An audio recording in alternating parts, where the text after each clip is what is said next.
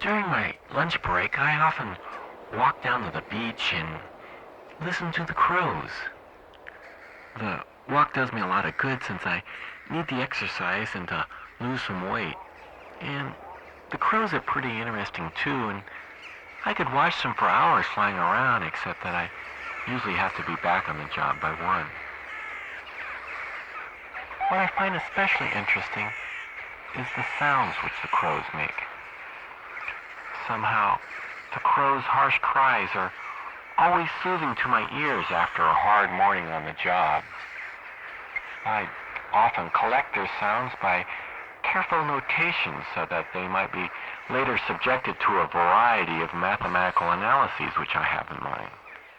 For some time now, I've been seeking a sort of Rosetta Stone, as it were, to aid in the understanding of animal sound transformations from one species to another. This conception involves cataloging the variety of sounds which an animal can make according to their timbral and acoustical equivalents. This information then is used to generate a table of sound transformations for that specific species. By generating similar tables for other species and then laying them on top of one another according to the same principles of acoustical similarity, one could produce an interlinking three-dimensional array of animal sound transformation parameters. With a large enough array, one could easily synthesize its missing elements and then produce a table of sounds for extinct animals, such as the pterodactyl, for example. By comparing this animal sound array to a similar array produced from all the sounds in all the human languages, one could develop a pretty nifty theory, I think, concerning interspecies communications.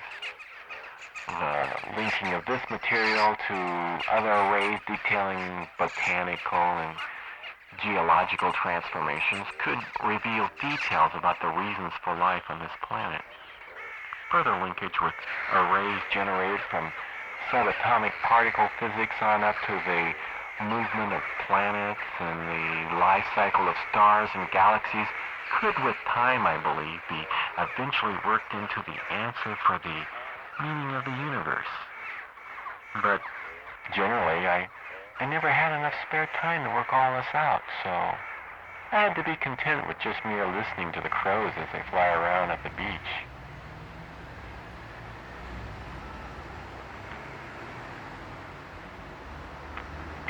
On my way back to work, I would sometimes get lost and find myself in Paris, France.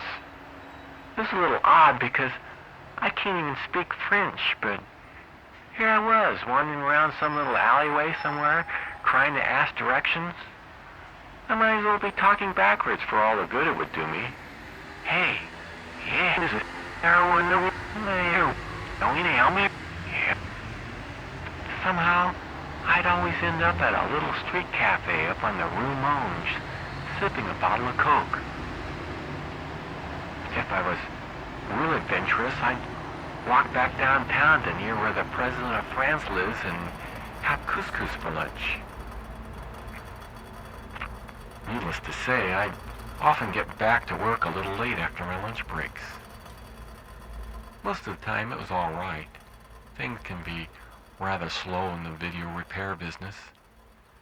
The repair people would just be hanging around the coffee pot talking about things like about how expensive paper products are, or the real secrets about keyboard repair, or the fun one can have with a test tone generator, a piece of wire, and a small speaker. They'd be talking about things like this for hours. More often than not, I'd walk into the shop and there would be a rather large bet going on about who would move from their chairs first. But other times I'd walk into a real mess with the workbench piled high with monitors which needed degaussing, trashed color video cameras, and VCRs filled with Vaseline, and laser discs with brain damage, CRTs at a high enough voltage to give one a chest x-ray, and non-color color TVs, and fried raster scans, and bits of videotape all over the floor, and my fellow repairmen yelling at me for being so late. Also, sometimes they would leave me with these real difficult items to repair that would take me months and months to figure out what was wrong, draining me of all my spare time and becoming kind of an obsession for me. So, to aid in maintaining a friendly working environment, I constructed a special kind of pager to take with me when I went out to lunch and could be beeped if work was piling up for us at the shop. With such a device, I was able to establish a good working rapport with my fellow workers, as well as to pursue my individual interests during my lunch breaks.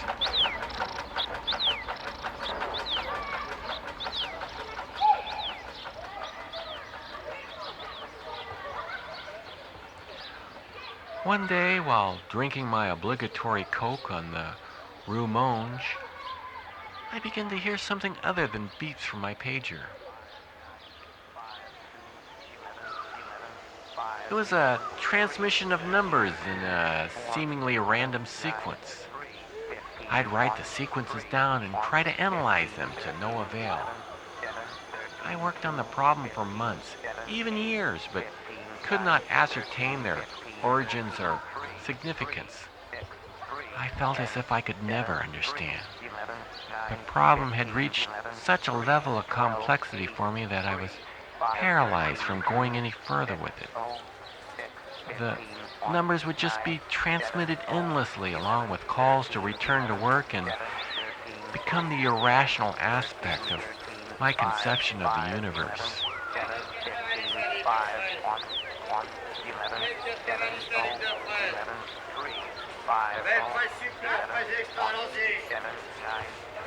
Then, as suddenly as the phenomena had occurred to me, I had a solution.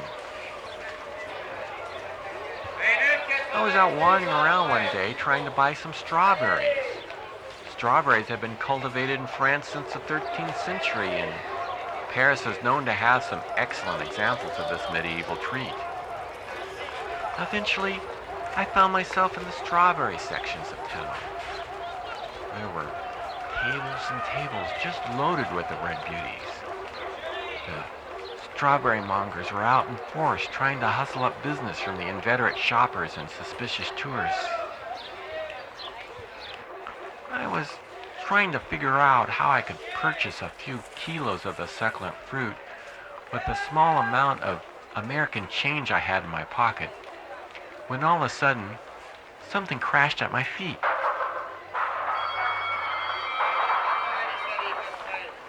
I bent over and looked and found that it was a painting. Apparently it had fallen from an open window above me and, to my good fortune, barely missed me. Upon closer examination, I realized that the painting was none other than a portraiture of the Marquis Pierre-Simon de Laplace, famous Napoleonic astronomer and mathematician. Then it dawned on me that my reception of unknown transmissions were actually coded messages from Laplace himself. During the 60s, Laplace had been exhumed from his grave and thrown out of the Père Lachaise cemetery and left to wander the streets of Paris. Later, he got his own taxi and spent his evenings making up coded messages to send out the next day on the citizen band radio, which he had hidden under the dash.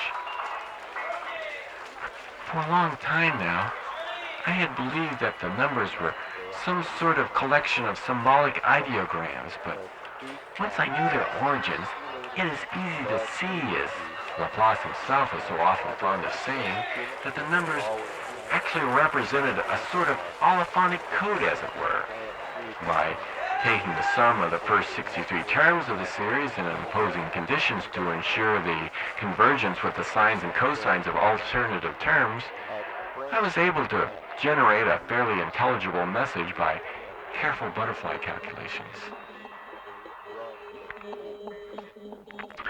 The message I was finally able to decipher was a rather long and drawn-out account of a small and insignificant dinner party Laplace once gave to celebrate the return of the French scientific delegation from Egypt in 1801.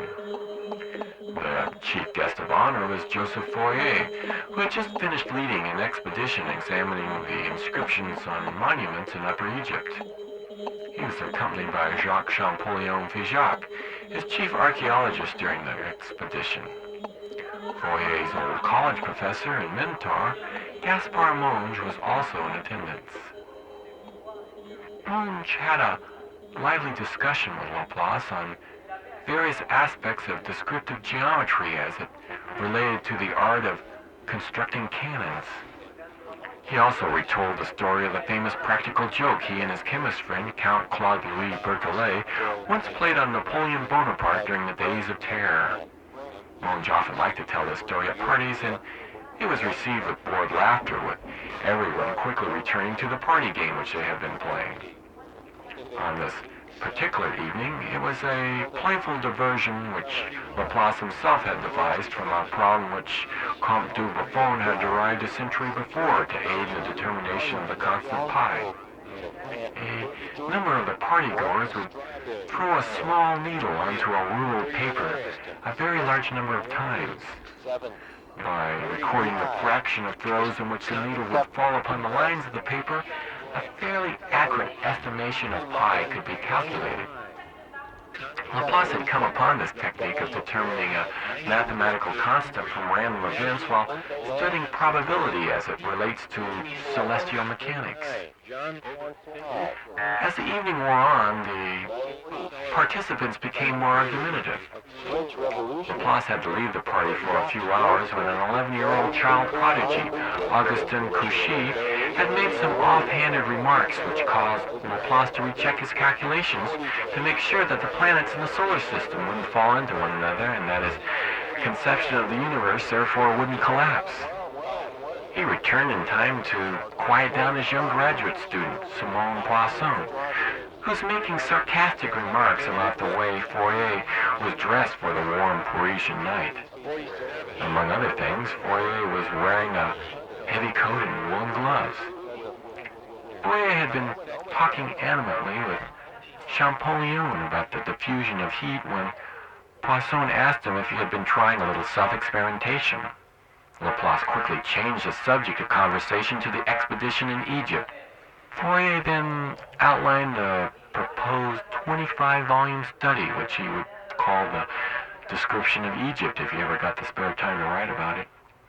Champollion added that his 11-year-old little brother, Jean, had just worked out a marvelous relationship between Egyptian hieroglyphics and bird sounds.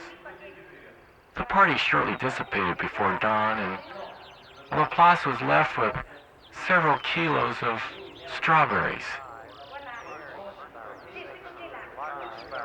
The message ends with what I believe to be are several recipes which Laplace had gotten from his mother concerning strawberry preservation. Unfortunately, though, I haven't had the time to decode or to check to see if these recipes will really work. Lately, I've been trying to build a computer, a sort of expert system, so to speak, which will aid me in understanding the art of French cooking, so perhaps at some later date I can go back and incorporate all of this information.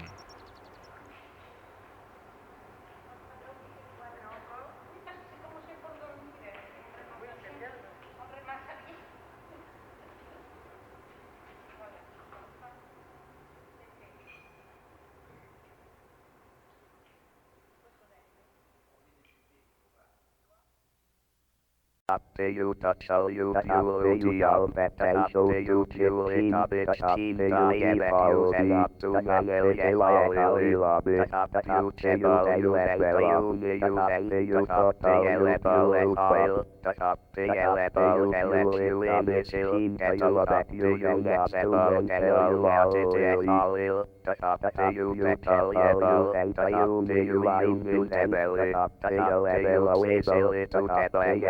to you you that you visit and about you about and all that it is all will do you to you and all yet all shit and you you to why you level up each and you to what shall you follow back you follow it up each you bet you and you will how you like it you all you and you and all up the yellow level well the yellow level collect you in the city and all you and you get several resort and all 3D we all die you bet you yellow table you say you and screw start to you you package my ball you bet you have in stream you to sail like Rocky you visit a mill in Lodi you then level up you feel ready to follow Bob you believe a cabbage eating kangaroo and bet you and all up in thumbnails you how to follow up you can tell you and all the same thing you levels trial you levels all select you visit it and you visit by level and all in you are you able to you under the table you can see you get the you get under the and be from chicken in the tables are and under you let the leaves of chicken yes I thought you let all yes I thought you let tables yes I thought you then level up thought you turtle you follow yes I am a do you follow to 16 tall you bet are you fence up yes are to you them are you yes I are you water talk about your labels and all talk of your labels I let you imbecile yes I you next seven drugs now die you I talk to you tell you I will on you and don't the table label that I talk to you silly to that yes I you tell I do it in the meat chicken labels while yes I do my labels and to be a shit I will talk about tail fries yes I do you about trash free you then with all the please yes I do you search are you yes I don't do you flex and pills and yes I are you feel while I talk about all of your labels for a while yes I talk about your labels all about for embassies catch one yes I use about bell rattle use of idly yes talk about your package on the table talk about your under the table a lot catch one yes I talk about chicken of the sea yes I talk about pilot train in the chicken yes I talk like tail white fried cheese a lot I talk about Pauline a lot of stuff yes, do you talk about how you take I see? Do you follow I talk about labels? Do you talk about church stars? I talk about labels and I have seen how they follow trucks. I have do you talk about apples a lot? Do you use labels on your table? About do you like capital? It talks about cities that you buy under the table. Do you talk to your dog under the table? But do you take trips to your bar, eat expos? Do you about to hello to TV about chicken in the sea? About the ways to play with chickens to play with chickens. Do you eat pale white yes, I talk about do you talk about yes, I like do you like to tell a lot yes, I do you follow bugs yes, I read church stars yes, I go to church and follow frogs yes, I eat a lot of apples yes, I like to lick your labels do you use labels on your meals? Do you live like a cat and eat feels like candy? Do you talk to your dog under the table? Do you take trips to your bar, eat Exodus in autos? Do you talk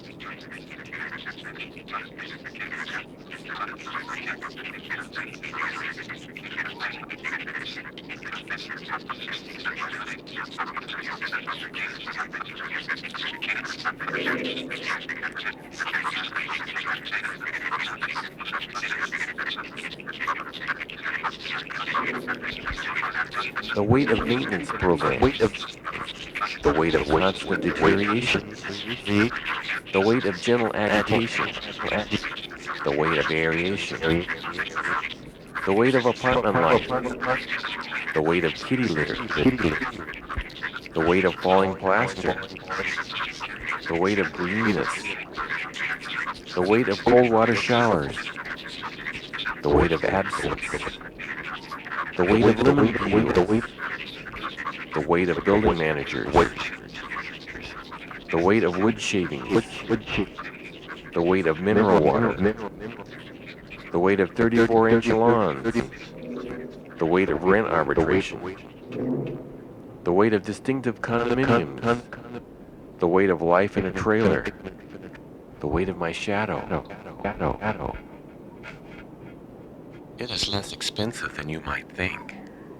We can save a few points here. Approximately 12 of the many homes are even in your price range. Fix an old one costing less. The price range of 34 inches of lawn is less than hot and cold water faucets. The interest on this one is compounded at 25.36% every day. Now, this is a real dollhouse. You'll have to start saving nails, bolts, bottles, and lemon peels to get this one. The plumbing has been completely torn out and replaced with new wiring. Look, in 30 years, you'll have enough equity to move right into that retirement village. Sure, that crack will be easy to fix. Watch it, the paint is still wet there. So, there's a slight tilt to the floor. Yeah, maybe you'll have to buy a few more cabinets. That plaster will harden before it rains again. Closets are easy to build. The plumbing on these fixtures are real easy to fix. This is a completely renovated antique cottage from the 1950s. This is within the shock hazard price range. The point is furniture. Everything else will come with the neighborhood. When you begin negotiating lawns, remember greenness eliminates agitation. Our landscape division can install the entire fall season in your yard. We didn't get a chance to inspect the house, but your lawn passes as termite free. Never do this again. Hey, does anyone know where you can buy some of that blue corn? This home repair must be performed by experts with professional experience. You could sweep the driveway every Thursday. Start canning dead leaves and roots. Build a siphon. Store weeds for the winter. Ask a tree to move inside. Perform a three-pronged dethatching of the cat. Fix an old one costing less. Break a new one costing more. Wrinkle the sidewalks. Knock your backyard down. Exterminate spiders. Examine mildew. Think about flies. Consider the damage of paint. Start a collection of cleaning agents under the sink. Learn about grout. Order vacuum cleaner bags in bulk. Calculate heat waste. Dream about a weed-pulling computer.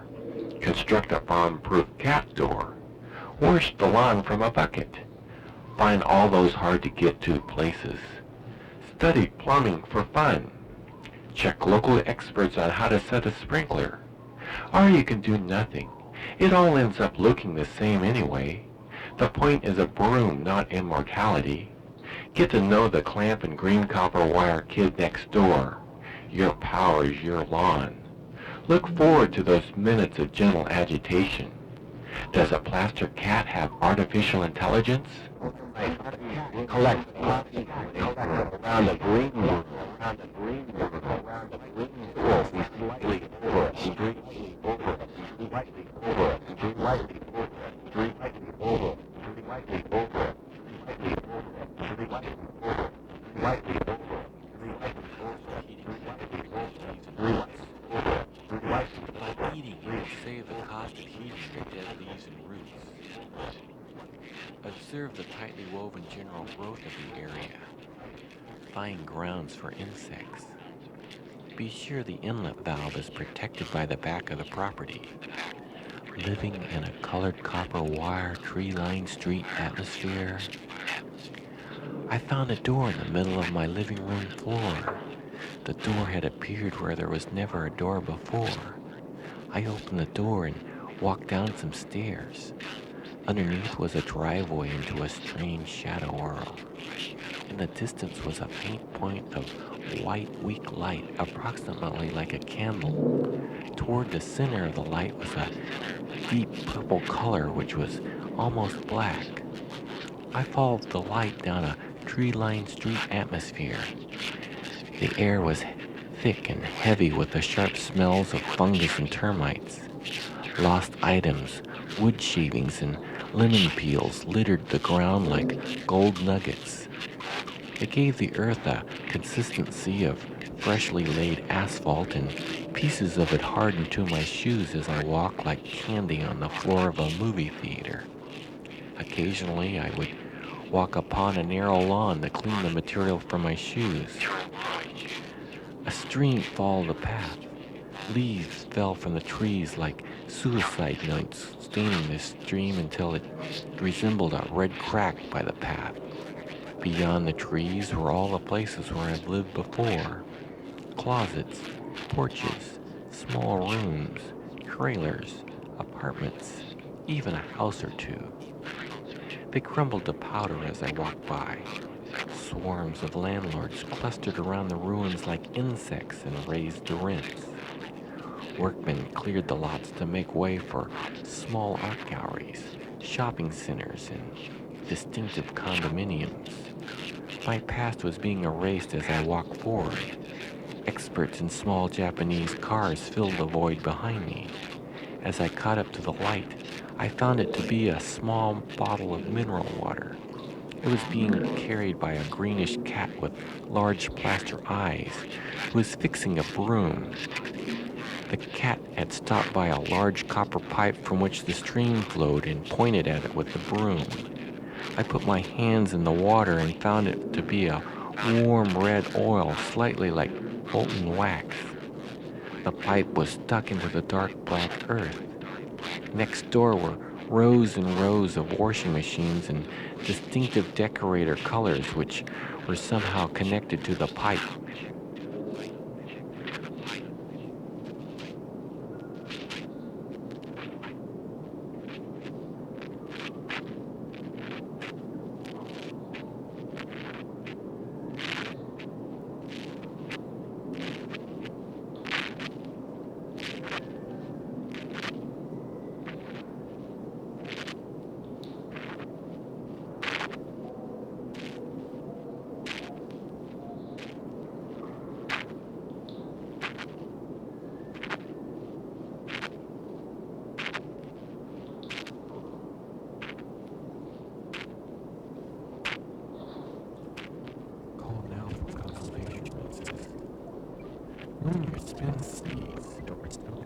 This cycle is designed for door-to-door salesmen offering shortcuts. The machine cannot be opened during this cycle.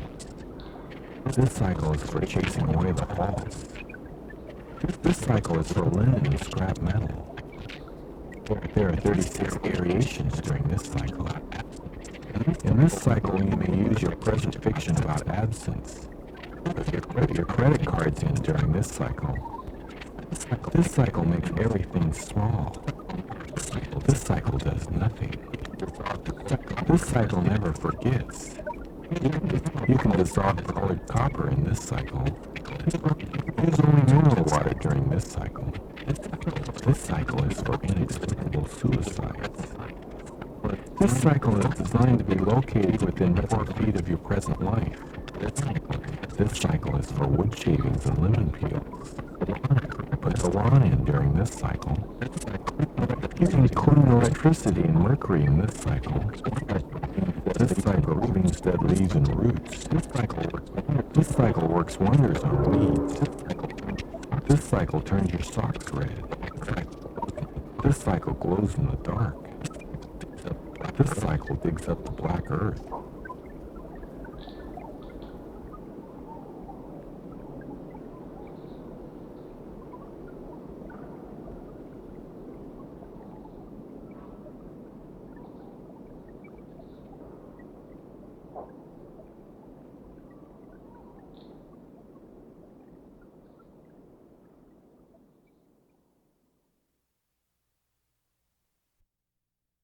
I was in our San Francisco offices earlier this week when a client called and requested a cybernetic vacuum cleaner and weed pulling computer for Monday, Wednesday, and Fridays from 2 to 5 p.m.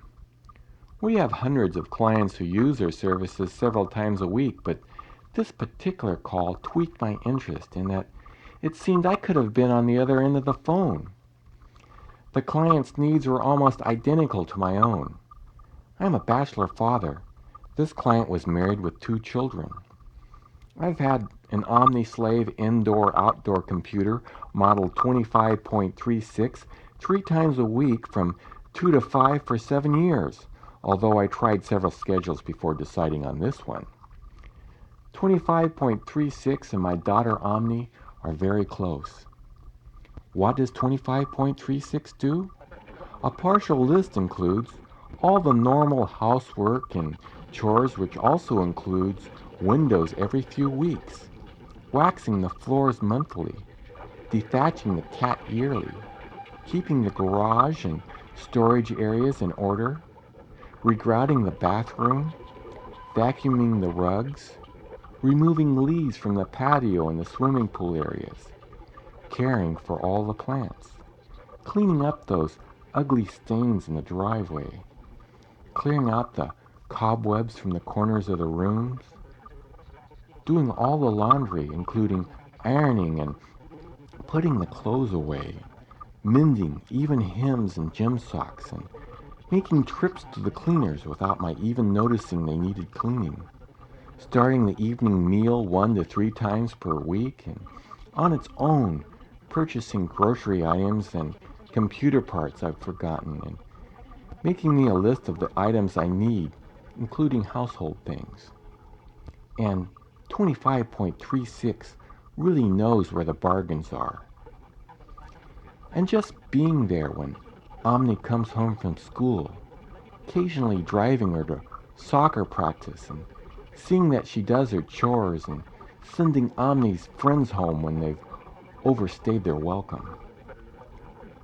To give you some idea of how much I rely on 25.36, at least once during the past weeks, she has taken Omni for stitches when she had a hard disk accident, returned overdue software, came over early to be with Omni when she had come home early from school with a virus, picked up rental stuff for a party and handled all the party cooking, etc., told a repairman to leave and to take his 6-pack with him, sent one of Omni's less than wonderful friends home early, located a competent plumber at half the rate I'd been paying, and repaired the VCR in time for me to tape my favorite episode of the Computer Chronicles, arranged for PG&E service and extra garbage pickup, reorganized all the kitchen cabinets, closets, and storage areas, and arranged for a pickup by the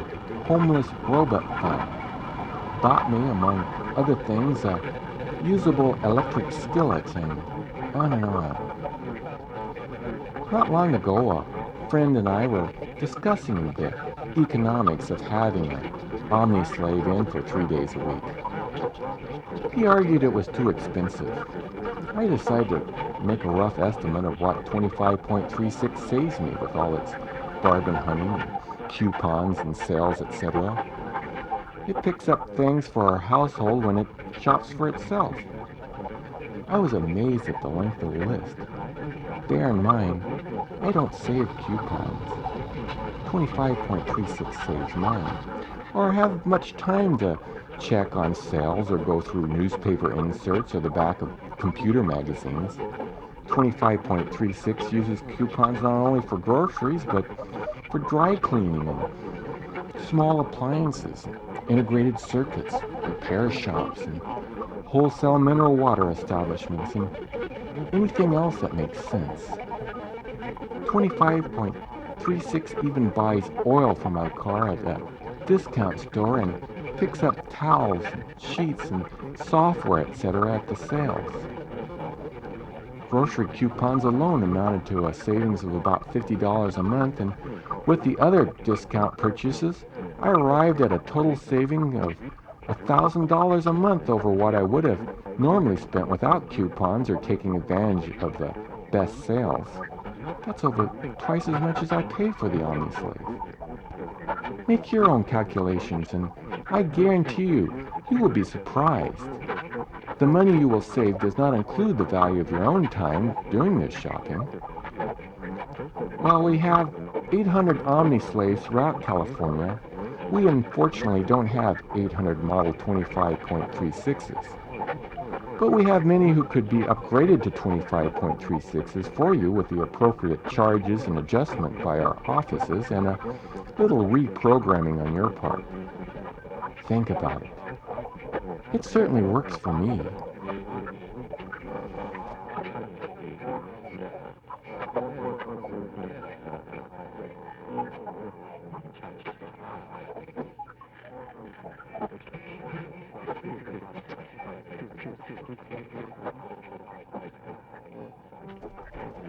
Convicted young urban professional Larry Lee Hammer, already a suspect in 103 digital assaults upon computers nationwide, now claims he has shot, burned, beaten, or even crucified about 360 robots.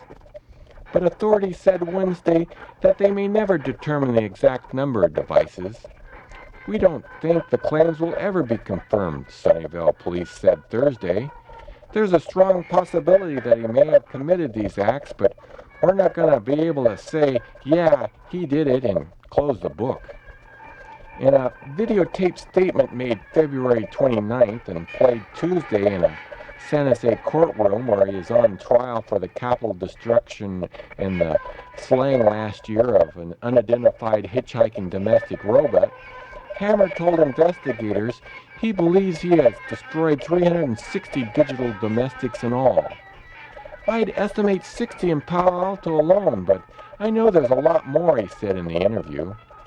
He calmly told on the tape how he had shot, stabbed, charged with static electricity, burned, magnetized, beaten, hanged, and crucified his victims, and said that some had been filleted like fish and had small magnets soldered to their exposed wires.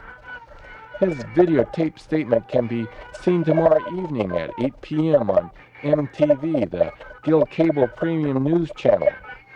Testimony in the trial ended Tuesday, and final arguments were made Wednesday. The jury began deliberating Thursday night.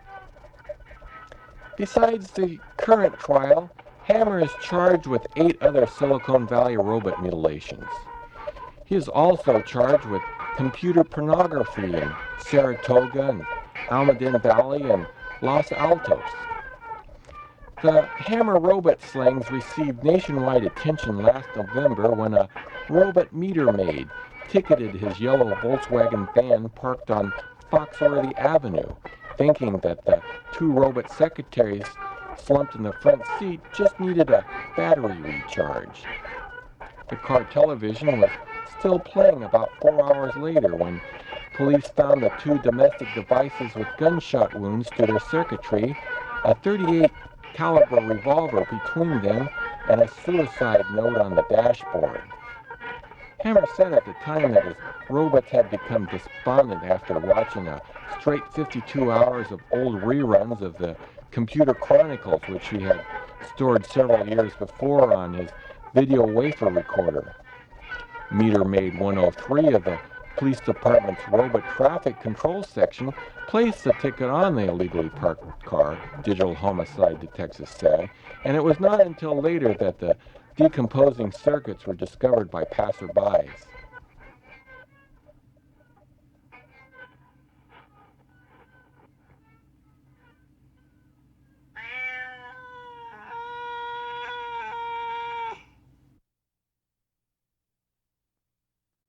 I recently built a little computer system for myself from scratch.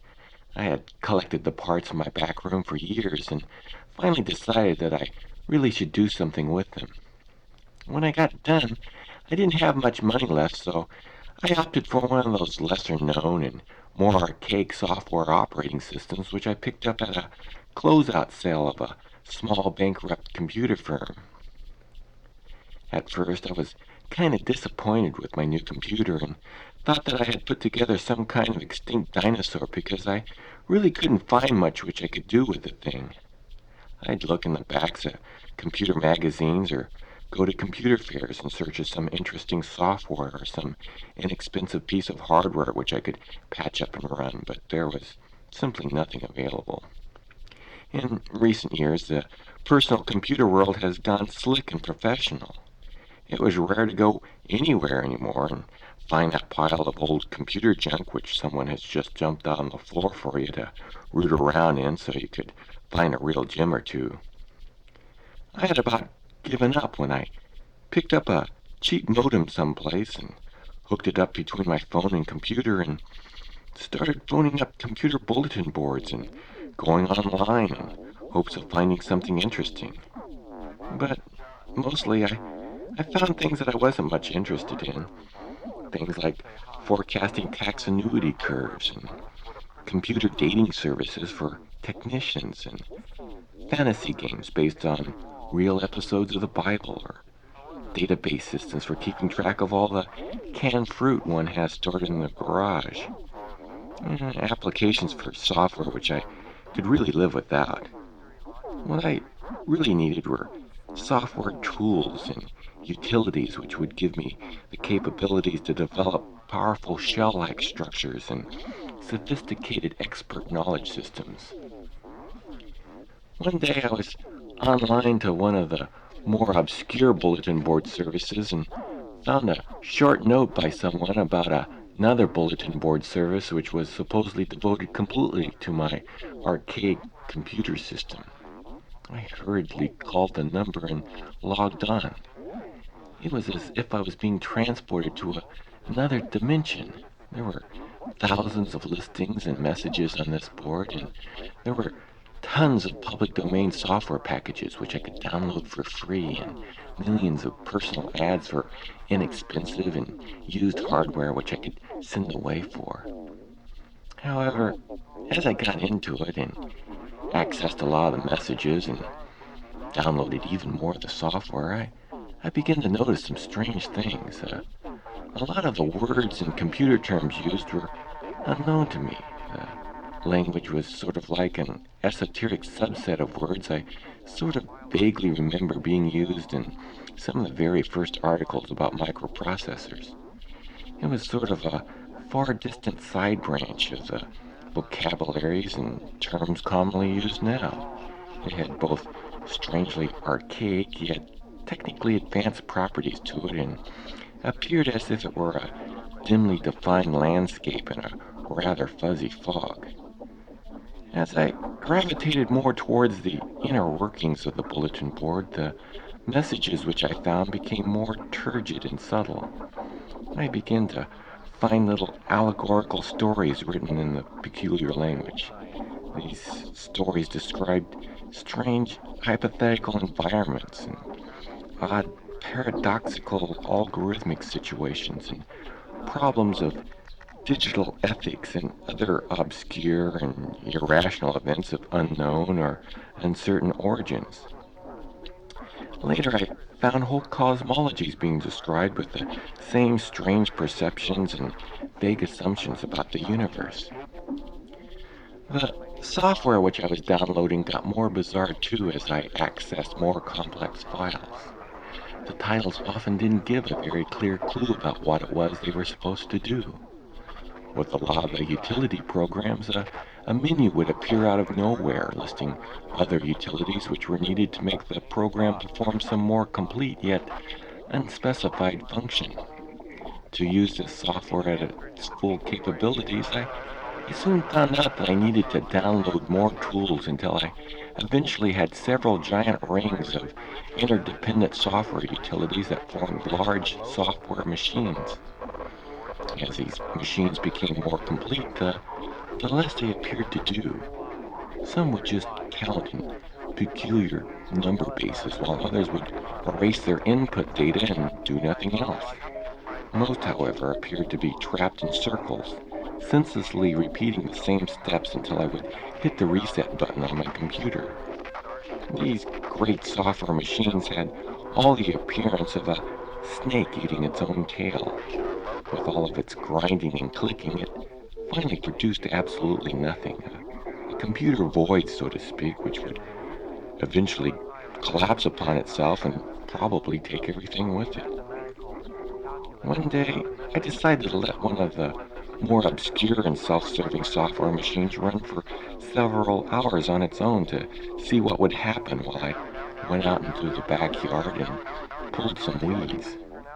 When I returned, I found my computer glowing a bright purple and absorbing all the books, records, and tapes that I had in the room. I quickly pulled a plug, and then all my stuff was suddenly regurgitated haphazardly all over the room like globs of mercury.